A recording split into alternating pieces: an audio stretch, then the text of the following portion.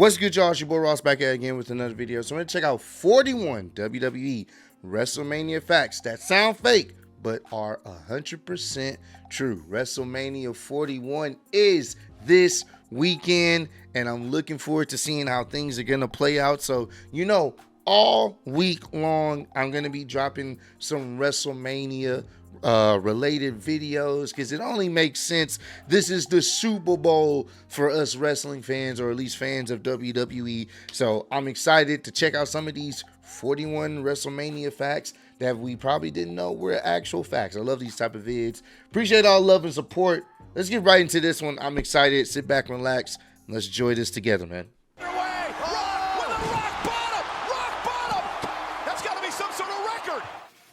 41 WrestleMania facts that sound fake, but are actually 100% true. All right, let's check this out. Vince McMahon has had more singles matches than CM Punk. That's crazy. Vince McMahon has been shy to step into the ring at That's crazy when you think about it. The former WWE chairman has wrestled a total of 5 times at the event. McMahon has lost 4 of those matches, losing to names such as Hulk Hogan and Shawn Michaels. McMahon's only victory came in 2022 when he defeated Pat McAfee in what happened to be McMahon's final ever wrestling match. Yeah. Shockingly, McMahon has had more singles matches on the grand stage than CM Punk, who's had just 4. Punk has been involved in a lot of crazy when you multi-man think matches, about it. and his 4 singles matches have been against Rey Mysterio, Randy Orton, Chris Jericho, and The Undertaker. Number 40, Taka Michinoku is the last Japanese-born wrestler to win at WrestleMania. Now, as things stand, Taka Michinoku is the last Japanese-born pro wrestler to have a victory at Mania. The former light heavyweight champion's victory at WrestleMania 14 marked this occasion, and before that, the honor would go to the tag team The Orient Express, who won at WrestleMania 6, defeating the Rockers. Now you must be thinking, surely there's one Japanese-born wrestler who's won at WrestleMania since then, but other notable names such as Shinsuke Nakamura, Asuka, and Io Sky have never won on the grand stage. But in relation to Sky, she has the potential to break this record when she defends the Women's World title at WrestleMania 14. I hope she does. I really do hope they have Io fucking retain. That would be a great moment for her. I hope she does. Rhea and Bianca, they're good. They can take a loss here. It'll be great for Io to actually retain here. I think that would be pretty cool. She won, and if she wins, that streak will then be broken.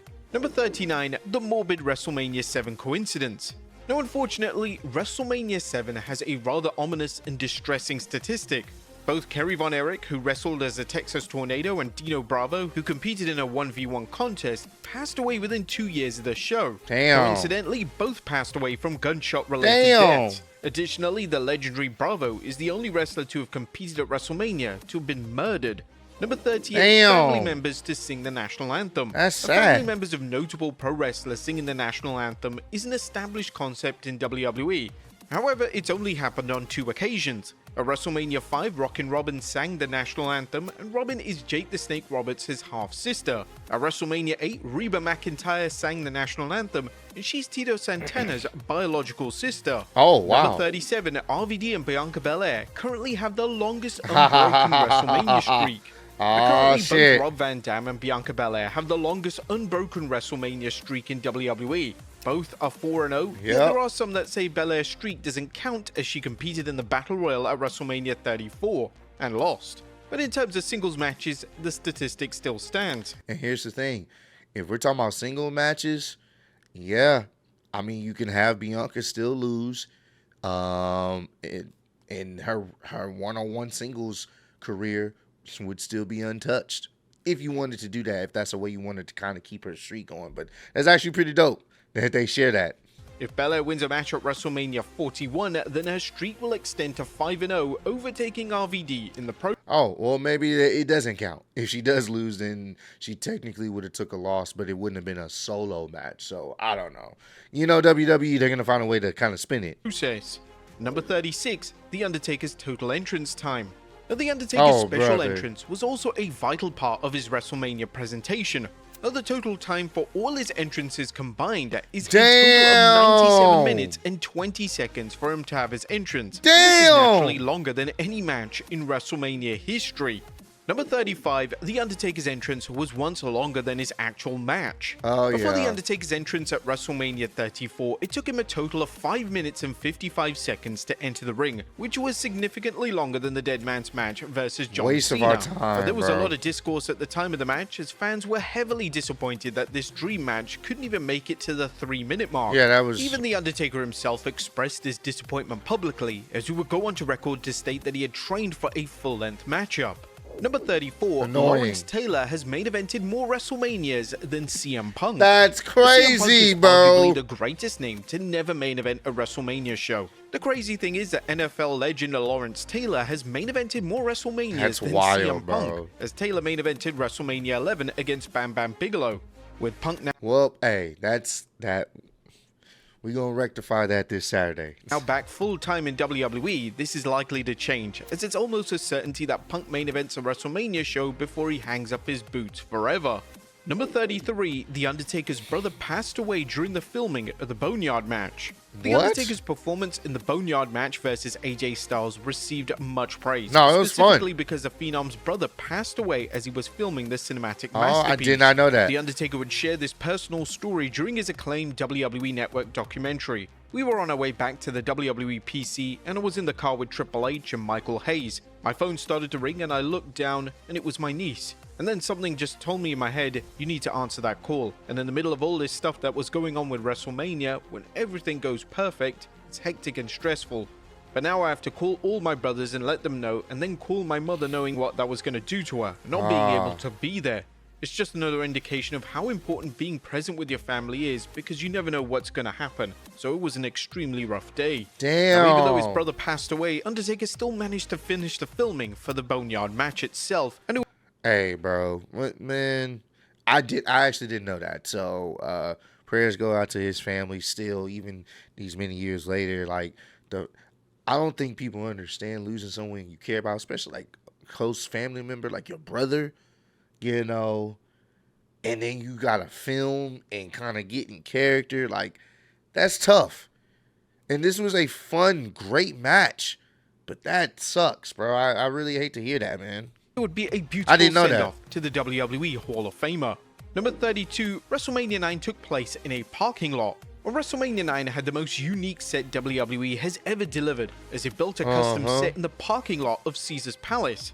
WWE promoted the event as the world's largest toga party, and the arena was made to look like a Roman Colosseum. Yep. But due to WWE expecting upwards of 70,000 for an annual WrestleMania event, it's unlikely that WWE would ever create something of this scale again.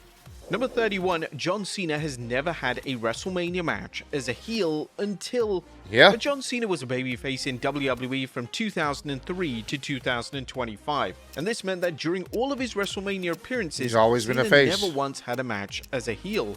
This is now about to change, however, as with Cena turning heel at this year's Elimination Chamber event, his WrestleMania 41 WWE title match versus Cody Rhodes will mark Cena's first WrestleMania match as a heel, and Yeah. Cena's first match as a heel in general since late 2003. Yeah. Number 30, Stone Cold Steve Austin never walked in as champion. Now, Stone Cold Steve Austin main evented multiple WrestleMania events, but the interesting thing about That's Austin is that he never walked into the show. That's really, when you really think about it, that's crazy. He never did walk in as champion, but I mean, man, those were some fantastic matches. As reigning WWE champion. That is if you don't count the $1 million belt. Yeah. But with that being said, every time Austin competed for the WWE title, he won the match in the won main it. event. Austin main evented and won the top prize in WWE at the following Mania events as WrestleMania 14 by defeating Shawn Michaels, WrestleMania 15 by defeating The Rock, and Yep. WrestleMania 17 by once again defeating his arch nemesis, The Rock. Number 29, The Rock has never successfully defended the WWE title. The Rock has defended the WWE title on several occasions on the grand stage, yet the final boss has never successfully defended the title. At WrestleMania 15, The Rock dropped the title to Stone Cold Steve Yep. Austin. At WrestleMania 17, The Rock once again dropped the title to Austin. And finally, at WrestleMania 29 in 2013, funny, The bro. Rock dropped the title to John Cena. That's crazy when you really think about it. That I'm not even like processing that, like when it happens and stuff. But the fact that when you really think about it, every time he's had the title, he lost at WrestleMania. That's fucking crazy. And he's one of the most, he's one of the most popular individuals in wrestling history. So Yeah. Additionally, The Rock has never won the WWE title at Mania, which is a shame, as it's a common consensus amongst fans that The Rock should have walked out of WrestleMania 16 as WWE Champion. Number 28, the WrestleMania 29-32 prophecy. WrestleMania 29-32 had a rather fascinating trend, and it related to the second match on the show. For all of these WrestleMania events, one of the names featured on the second match of the show would end up competing for the title and receiving a major push at the next pay-per-view event. For WrestleMania 29, Ryback was defeated by Mark Henry, and following this, Ryback would turn heel and embark in a feud with WWE Champion John Cena. The two would then wrestle at their Extreme Rules event, as well as at the Payback pay-per-view. For WrestleMania 30, the New Age Outlaws and Kane were defeated by The Shield, and following this show, Kane would revert to his demonic mask persona and challenge WWE Champion Daniel Bryan at the 2014 Extreme Rules event. For WrestleMania 31, Randy Orton would defeat Seth Rollins, and the two would then run it back at Extreme Rules 2015, but this time with Rollins as reigning WWE Champion. And finally, for WrestleMania 32, AJ Styles was defeated by Chris Jericho, and AJ would then receive the push of a lifetime by challenging Roman Reigns for the title funny at the next how two that happens. pay-per-view events. This trend would be broken at WrestleMania 33, as neither Kevin Owens or Chris Jericho were given a main event push following the showcase of the Immortals. Number 27, Triple H has had the most losses at WrestleMania. It's a common misconception that Triple H has this outstanding win-loss record at WrestleMania. That simply isn't the case. In fact, Triple H has the most losses at WrestleMania out of anyone in WWE history. That's the game crazy, has lost to names bro. such as the Ultimate Warrior, John Cena, and even Seth Rollins. Yeah. Whilst there's certainly an argument that Triple H should have lost more matches to Booker T and potentially even Sting. Yeah. That's the crazy thing. To some of the matches he definitely should have lost. Triple H. Sting and Booker T for sure, bro. He deserves a ton of credit for being willing to put people over during the biggest show of the year. Just not Booker Number T 26, or Sting. The Undertaker has WrestleMania victories over every member of Evolution. Yeah. The Evolution stable is one of the most decorated stables in WWE history. Yet when each respective member collided with The Undertaker at WrestleMania, things didn't go to plan. The first name of the popular group to face the dead man on the grand Triple stage H, was WrestleMania Triple 17, H. fun the match. Game would try his luck at ending the streak at WrestleMania 17, and he made subsequent failed attempts at WrestleMania 27 and 28 respectively. Lost to him 3 Ric Flair times. would challenge the dead man at WrestleMania 18 in a vastly underrated match, and just 3 years later, Randy Orton would then try his luck. And Finally, then in Batista. 2007, Batista would lose his world title to The Undertaker in a match that took everyone by surprise. Hey, bro. We got to put some respect on The Undertaker versus Batista. That feud, that saga on SmackDown between these guys, they were carrying. I love their feud. Love their feud. Got to put respect on Batista and The Undertaker around this time, 2007 era, 2008. They were cooking, bro. Due to its sheer quality. Number 25, incorrect marketing. The WWE liked to market WrestleMania 25 as the 25th anniversary of WrestleMania. This made the event seem grand and epic, but in reality, this was a factually incorrect marketing tagline. WrestleMania 25 was not the 25th anniversary of WrestleMania, it was the 24th anniversary of the biggest show of the year. WWE, well, likely Vince McMahon, failed to understand how anniversaries work. This was something that they received vast criticism for back in 2009. Number 24, WrestleMania 19 is notable for this. WrestleMania 19 received vast acclaim from fans, and it's ultimately a show that has aged extremely well. Yeah. The show featured various top matches, and WWE would decide to have the highly anticipated Kurt Angle vs. Brock Lesnar WWE title match main event the show. As it should have. Interestingly, the main event matchup between Lesnar and Angle is the only WrestleMania event to date to feature 2 wrestlers using their real-life names. Due to WWE renaming virtually all of their talent, the chances of this ever happening again are very slim. Another fact about the match is that it almost didn't main event the show. The initial match scripted to go on last was The Rock vs. Stone Cold Part 3, but due to various reasons, including Austin's health, the call was made for Angle and Lesnar to Which that match definitely could have main evented. But I'm glad this one did, because it obviously gave, we knew Austin was pretty much out the door. The Rock was pretty much out the door. And that would have been a great That would have been a great moment. I'm not going to trip. If you would have switched places, had Stone Cold versus The Rock one more time in the main event, I don't think anyone would have tripped. But I think this was a good place to do this because they knew. And obviously Kurt Angle was still going to be there. And Brock Lesnar, they were pushing him to the moon.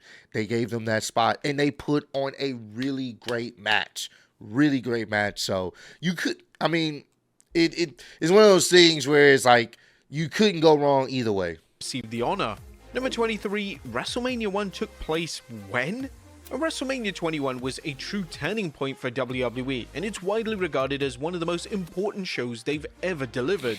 The show took place at the iconic Madison Square Garden, and the crazy thing was that the WWE simply wasn't the priority for the Garden during the day of the inaugural WrestleMania. Yeah. So the Garden made WWE hold a show in the afternoon. Yep. There was another sporting event set for the evening, so WWE had to pack up and go with immediate effect. Whilst the first WrestleMania seemed like an inconvenience for MSG, the historic venue would go on to host several other WrestleMania events, and the venue would quickly realize the value of the WWE and the WrestleMania brand. Yep. Number 22, Michael Cole, the WrestleMania GOAT. No. The Undertaker's WrestleMania win streak is legendary. But with The Undertaker now suffering numerous losses on the grand stage, this now means that Michael Cole officially has a better track record than the dead man at WrestleMania. Cole has competed in one WrestleMania event that came in 2011 when he wrestled Jerry Lawler in an atrocious match at WrestleMania 27. Cole won this match via DQ, meaning he has a 100% record at WrestleMania, and this is unlikely to ever change. Number 21, William Regal and the Intercontinental title. As the talented William Regal made his entrance at WrestleMania 18, fans noticed something rather unusual. Regal was bizarrely wearing the Intercontinental title upside down. WWE clearly realized this and attempted to not show a close-up of the title around Regal's waist. According to Regal, he was in a massive rush to get through the curtain, and he somehow managed to fasten the belt the wrong way round. Number 20, Edge and the Money in the Bank connection. Now, Edge was the inaugural winner of the Money in the Bank ladder match at WrestleMania 21, and the WWE Hall of Famer would go on to be directly linked to every cash-in from a wrestler who won the briefcase at WrestleMania. In 2006 at One Night Stand, Rob Van Dam would formally cash in on John Cena in a featured match. Edge would insert himself into the match and assist RVD in winning the WWE title. The third winner, Mr. Kennedy, would drop the briefcase to the man himself, giving Edge the opportunity to cash in on The Undertaker on SmackDown, which in turn allowed Edge to win the world title.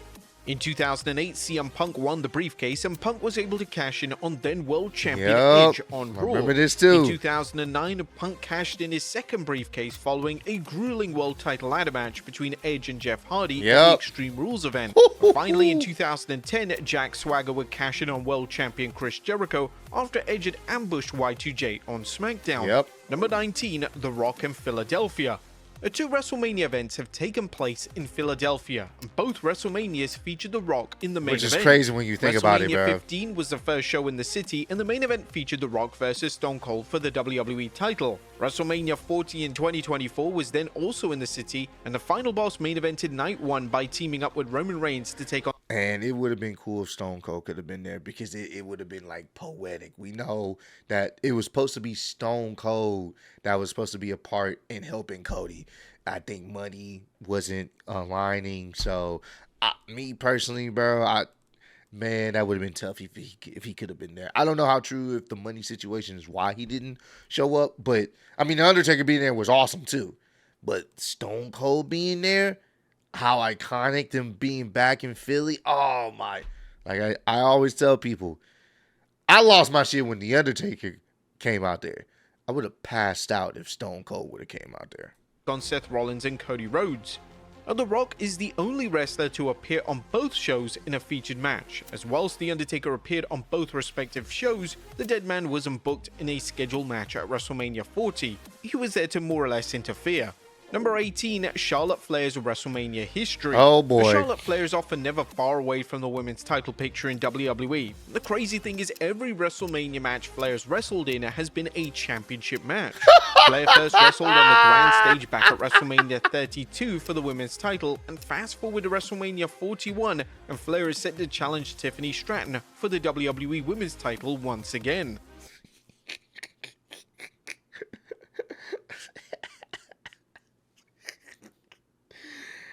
The more things happened, man, over the years, you start to realize it doesn't matter who's in control. Charlotte Flair's gonna be in a world title match at WrestleMania, no matter what. If Charlotte's on the roster, she's gonna be in a title match at WrestleMania. It's that simple. That's it. Doesn't matter if Vince is running the company or Triple H is running the company or a fucking AI robot is running the company. Charlotte's gonna be wrestling for a world title, no matter what, if it's at WrestleMania. Number 17, Kofi Kingston is a history maker. Kofi Kingston made history in 2019 when he became the first black wrestler to win a world title at WrestleMania. Kingston defeated the legendary Daniel Bryan in a WrestleMania Great Classic match to solidify himself in history. Iconic moment, this bro. was a payoff to the acclaimed Kofi Mania storyline, which saw the fans firmly get behind Kingston and decided that they were going to push the idea of WWE crowning him as WWE Which champion. was awesome, bro. Number 16, father versus son at WrestleMania. Whilst father versus son matches in wrestling are rare, two have actually taken place at WrestleMania. At WrestleMania 17, Vince and Shane McMahon collided in a wild yet incredibly entertaining spectacle. Yep. Then at WrestleMania 39, Rey Mysterio and This Dominic is fun Mysterio too. collided in the payoff to their extended rivalry. Number 15, WrestleMania 35's runtime was shocking.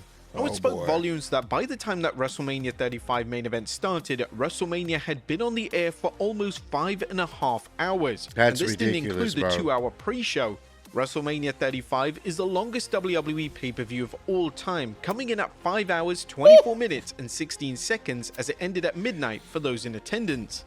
A wrestling show should never go on for this long, and it was hardly a surprise that the fans were utterly dead for the last few matches.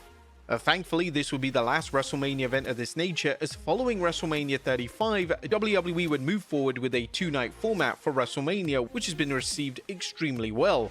Well, the supposed runtime for WrestleMania this year, even though it's going to be separate nights, I don't know if night one's going to be like almost 5 hours, like 5 hours or something, something about 6 hours or some crazy shit. That's not including the pre-show. The pre-show is supposed to be like 3 hours. No, that's why we have the two-night format. 4 hours, I'm cool with that.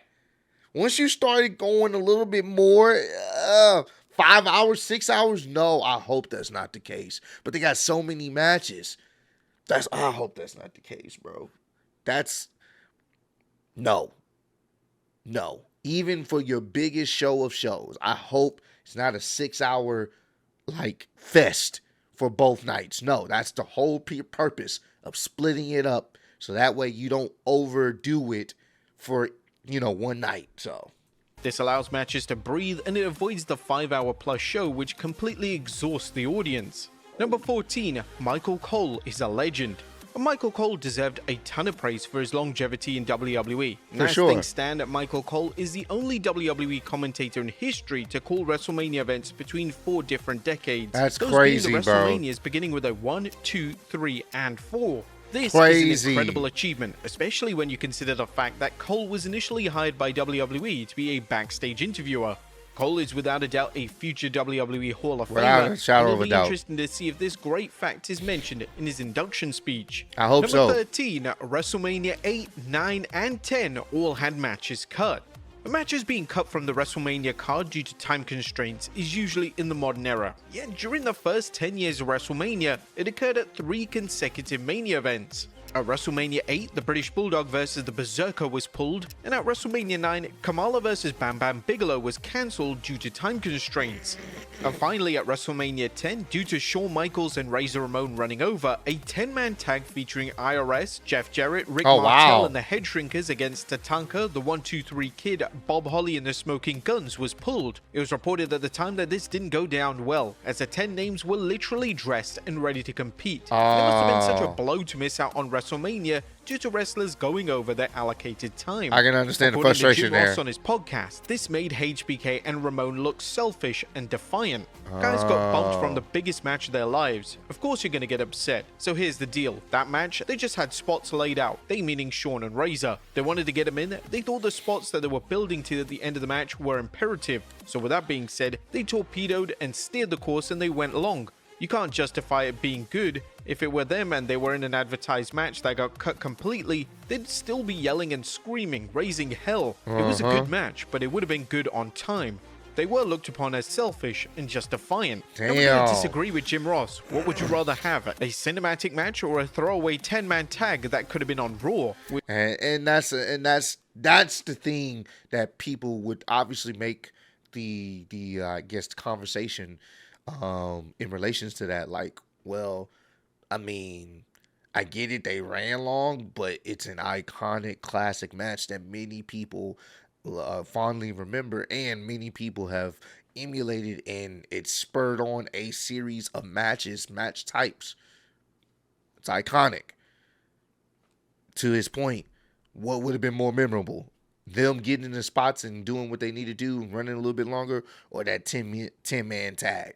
You tell me which would have been more memorable. But you also got to understand from the wrestler's perspective, this is a big moment for them. They're going to do whatever they can. They're at WrestleMania.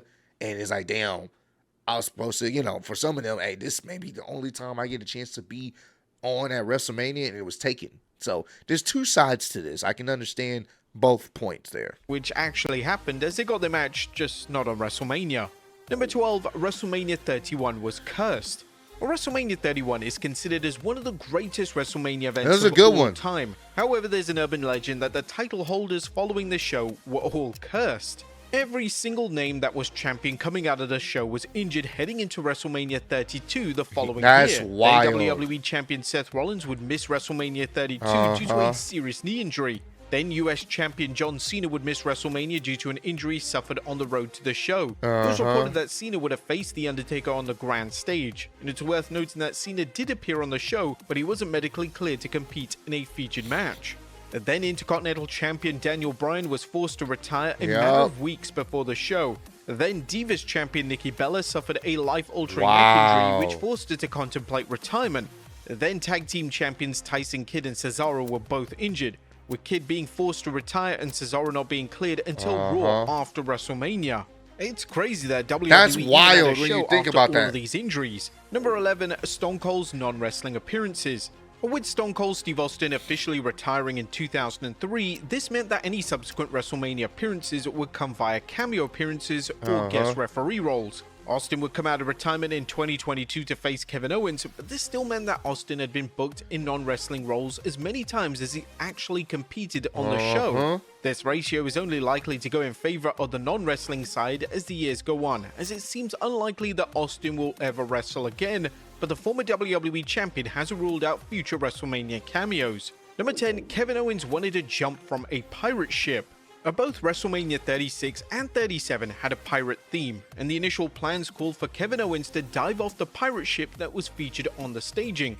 According to Kevin Owens on X, he first got the idea back in January of 2020. True story, I went to a show there in January. As soon as I saw it, I told myself no matter what I was doing at Mania, I'd find a way to jump off that thing. I even took pics of it to figure out the best way to go about it. It didn't work out, but I found the next best thing. This spot would be cancelled when WrestleMania 36 was moved to the WWE Performance Center due to the COVID-19 pandemic. But when it came to WrestleMania 37, it was reported by Fightful Select that the spot was cancelled due to adverse weather conditions. Many expected Kevin Owens to make a huge leap from the pirate ship set at WrestleMania this year after he declared his desire to do so. Talent and backstage speculation after WrestleMania was that the weather may have prevented that from happening. There was discussions between talent and creative throughout the week, but the match not being no DQ proved a big hurdle. The ship on the set was also a lot larger than many expected, but the weather was the final nail in the coffin. The spot was never planned in the final stages of the match that ended up going on as presented. Yeah, because I mean, if anything goes wrong, slip and fall, he hurt himself, hurt, potentially get really injured, that WWE be liable. So I mean, love Kevin Owens, and he loves to jump off of high things, but it's also good to make sure sometimes you got to tell the wrestler, nah, we can't do it this time, man. We can't go this route. It just looked like both times this moment was never meant to be. Number 9, Jeff Hardy almost won world title gold. But when Roman Reigns decided to take a leave of absence from WWE in 2020 due to the start of the pandemic, this meant that the planned and advertised Reigns vs. Goldberg Universal title match would be scrapped. WWE needed a new name to go up against Goldberg, and one of the names that was widely reported to be considered That's was actually Jeff kind of Hardy. crazy. Hardy was still insanely over with the audience at this point in 2020, and it would have made a lot of sense. But WWE would ultimately decide to go with Braun Strowman, and Strowman would go on to defeat Goldberg to win his first and only world title in WWE. There was a lot of criticism for this at the time, as fans thought it was 3 years too late when it came to Strowman, and it's easy to see why a lot of the audience held this view. Number 8, Roman Reigns is the only person to do this. Roman Reigns has been keen to make history during his Tribal Chief run, and his WrestleMania resume is impressive to say the very least. Reigns is the only person in WWE history to win a world title twice at different WrestleMania events in the same venue. And for some context, Reigns won the WWE title from Triple H at WrestleMania 32 at the AT&T Stadium. Then in the same stadium at WrestleMania 38, Reigns defeated Brock Lesnar in the main event to become WWE Champion. Number 7, Matt Cardona's WrestleMania marketing. Matt Cardona, aka Zack Ryder, was so convinced that WWE would book him at WrestleMania 29 versus Dolph Ziggler that he proceeded to spend $20,000 on stickers promoting the match. The former US champion told Renee Paquette's Oral Sessions podcast show that each sticker would carry a DZ versus ZR design, and he wanted to fly a helicopter over New York and release thousands upon thousands of stickers. Now, this is truly an insane idea, and it's easy to see why WWE thought that the idea may have been a little too out there. Unfortunately for Ryder, the match never took place, as instead Ziggler competed for the tag titles, whilst Ryder himself wouldn't even make the card. Number 6, WrestleMania 20 was his. And the thing about Zack Ryder, bro, he was ahead of his time, bro. He was one of the few people that really, I guess you could say, birthed a generation of wrestlers incorporating social media to get themselves over. And what did he get for his troubles? He got punished ultimately in the end. Because he got over, he wasn't supposed to get over, and it's like they didn't like that, even though that's exactly what he needed to do. They didn't really understand it. They didn't understand social media at that time. Now, it's obviously a different situation. I think they would probably appreciate you getting over on social media, because then they could really, that brings them more money. But Vince didn't understand that, even though it was bringing him more money. He didn't like it because it was something new that no wrestler had really done up to that point, getting themselves over using social media. So it's really unfortunate, to be honest with you. Historic for the women's division. Our modern day WrestleMania event is bound to feature multiple women's matches. However, in 2004, more than one women's match on the card was just unheard of. For the 20th WrestleMania event, the WWE would have 2 women's matches, marking the first time in WrestleMania history that the event had featured 2 distinct all-female matches. There was a Playboy tag team match, which was barely a wrestling match, but it does still count as a featured match, though. The second was Can we talk about the ref just enjoying himself? But it does still count as a featured match, God! The second was Victoria versus Molly Holly's hair versus title matchup, a match in which both women had to heavily campaign for. Number 5, WWE almost did John Cena versus Hulk Hogan. As we approach WrestleMania 25 in 2009, one of the matches that was rumored online was John Cena versus Hulk Hogan. Whilst it seems like a rather random match for the time, this was a huge WrestleMania and would have served as a mega dream match to deliver on the show. While speaking to Chris Van Vliet, Hogan revealed that the match was indeed planned, but due to issues with his back, the match was scrapped. Vince had me all hooked up with Cena, and I said I'll do it. And Vince and I were talking every week, and we're putting the plans together, like the old days where we were in the office every day. Him and I were talking every day. And all of a sudden, I'm on the phone to Vince. I was like, oh my god, my back went out when I was talking to Vince on the phone. I just had back surgery number 3 or 4 at that time, and I had to go right in immediately and get cut up. So that was it for that, but I thought that was going to be my last match. And then, but that never happened. And then it just kind of like faded away. The idea of Cena versus Hogan in 2009 is crazy to think about, and it would have been fascinating to see this go down. Number 4, various endings were taped for WrestleMania 36. WrestleMania 36 being taped in front of 0 fans was one of the most challenging things WWE ever had to do. Due to the fact that WWE knew it was a close set, they decided to tape multiple endings for the top matches. It was reported at the time that WWE believed that leaks could still occur, and their way of combating this was by shooting several endings. This was likely only done for the top matches that weren't cinematic presentations. Matches such as Drew McIntyre vs Brock Lesnar and Randy Orton vs Edge were both matches that were likely given multiple takes. This was incredibly smart from WWE, and whilst it's unlikely that these alternative endings will ever see the light of day, they make for some fascinating what-ifs. Number 3, Randy Orton's birthday track record. A WrestleMania usually falls within the first week of April, and this means that WrestleMania festivities traditionally fall on Randy Orton's birthday. Randy Orton was born on April 1st, and with endless WrestleMania events taking place on this exact date, this means that the WWE great has wrestled on his birthday at WrestleMania, which is on actually more than pretty one tough. Occasion. That's actually pretty cool. For Orton, his WrestleMania birthday track record is incredibly depressing, as Orton has never won a WrestleMania match on his birthday. At WrestleMania 23, he lost the Money in the Bank ladder match, and at WrestleMania 28, he was defeated by the demonic Kane. Number 2, Yokozuna and Drew McIntyre have this in common. And only 2 wrestlers have managed to both win and lose the world title on the exact same night at WrestleMania. They won it. At WrestleMania 9, Yokozuna defeated Bret Hart to win the WWE title, only for Yokozuna to be toppled by Hulk Hogan in an impromptu matchup just minutes later. Fast forward to WrestleMania 40, and Drew McIntyre won the world title from Seth Rollins, but his moment was short-lived as Damian Priest would cash in the Money in the Bank to become world champion. Bonus fact, Drew hates this fact.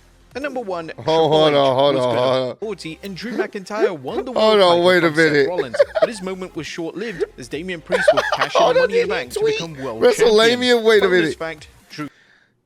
You last even less in bed with a girl if you had ever been with one, you raging virgin. Because WrestleMania posted the TikTok ban lasted this long, and this thinking Drew being the crash out that he is. Crashed out on WrestleMania, damn! Drew hates this fact. And number 1, Triple H was gonna box. When WWE were putting together creative plans for Triple H at WrestleMania 17, they knew they wanted their resident top heel in a key role, and they knew they wanted him in a main event level matchup on the show. WWE's initial idea was for the game to box on the show, and Triple H was legitimately going to box legendary boxer Iron Mike Tyson. But this was an urban legend for years, but it was actually later confirmed by Triple H himself in a tell-all interview with WWE.com. Every now and then I would get something thrown at me to do something with somebody outside of the business. And I remember that there was a discussion about Super Bowl champion Ray Lewis, and at one point in time there was a discussion with me fighting a big Japanese guy who was the Pride champion. We were trying to work out a deal where he could come to the US and I would go to Japan. I don't remember the guy's name. This was when Ultimate Fighting first got big. The game would then continue by saying the insane amount of money Tyson was asking for led to the cancellation. A lot of ideas get bandied about, but we were going to do me versus Mike Tyson in a boxer versus wrestler match at WrestleMania X7, with Mills Lane and Earl Hebner both in the ring. We were going to do 6 rounds. I don't remember if it was going to be full boxing rules or whether I was wearing gloves, but it ended up being a deal where the whole thing just would have been a ludicrous amount of money, and just got pushed off. I wrestled Taker, and that ended up becoming one of my favorite matches. Oh, in hindsight, the cancellation was probably the right call. Yes. WrestleMania 17 is such a beloved and celebrated WrestleMania event, and having the game spending 20 minutes attempting to box may have damaged the legacy of the overall show. Yes, so I am so glad that didn't happen. No! So glad that didn't happen. Fuck no, bro. I'm glad we got The Undertaker versus Triple H. That was a fantastic, fun match. No. Fuck no. I'm going to keep saying that because that's a horrible idea. Mixing the two worlds, it's never really been the best. But Mike Tyson then? Oh, nah. Triple H would have definitely got some CTE concussions. Because guess what? If Mike Tyson wanted to end it very quickly, which I'm pretty sure that's what would have happened, he's not holding no punches. He was going to probably knock him out legitimately. He was going to give him CTE legitimately. No. Glad that didn't happen. Hey, comment down below. Let me know some other WrestleMania related videos y'all want me to check out this week. Everything WrestleMania from past WrestleManias and some of your favorite WrestleManias. If there's a video that involves WrestleMania this week, we're checking it out exclusively. So let me know. Put them down in the comments below. Send the links to me. You can send them on Twitter. You can hit me up on Instagram. It'll probably be better to send it on Twitter because my Instagram DMs is just flooded. So send it to me on Twitter, and that way I'll check it out for you guys this week. But I appreciate all the love, support. Road to 150K. Appreciate y'all kicking it with me. See y'all next one. Peace.